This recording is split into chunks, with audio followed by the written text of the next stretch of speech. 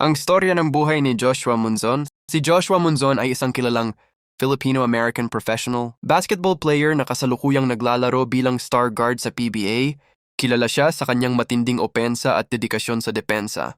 Narito ang kwento ng kanyang buhay, karera at mga paborito sa mundo ng basketball. Ipinanganak si Joshua noong Enero 15, 1995 sa California. Ang kanyang ama ay isang Pilipino mula sa Pampanga at ang kanyang ina naman ay Amerikana. Doon siya lumaki at nag-aral, particular sa Long Beach Polytechnic High School bago naglaro sa kolehiyo para sa Cal State LA Golden Eagles. Pakikipagsapalaran sa ABL at 3x3.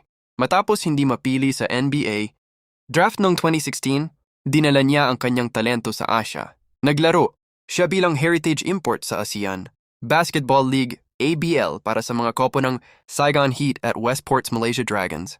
Sumikat din siya ng husto sa 3x3 basketball, kung saan naging number 1 ranked. 3x3, player siya sa Pilipinas at kinatawan ang bansa sa iba't ibang FIBA 3x3 tournaments.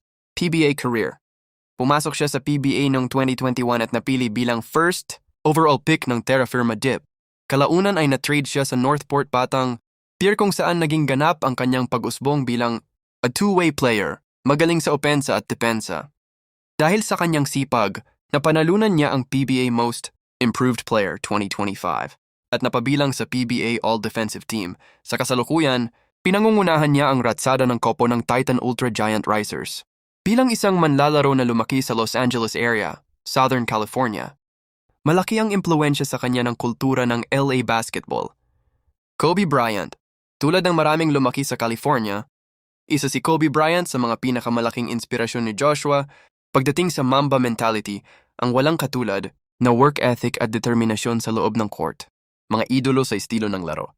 Madalas niyang pinapanood at ginagawang batayan ang mga dynamic scoring guards sa NBA gaya ni na Devin Booker o Paul George na kayang mag-create ng sariling tira at maglaro ng elite defense sa kabilang dako ng court. Bagamat napatunayan na niya ang kanyang sarili bilang isang elite scorer at defender, nag-a-average ng mahigit 20 puntos kada laro, ang pangunahing pangarap at layunin ni Monzon ay ang mabitbit ang kanyang koponan sa isang kampyonato sa PBA at patuloy na makapag-ambag ng karangalan para sa mga fans ng Philippine basketball. Para sa mga iba't ibang storya ng sports, mag-follow lamang kay 2Kimod Sports. Maraming salamat sa panonood.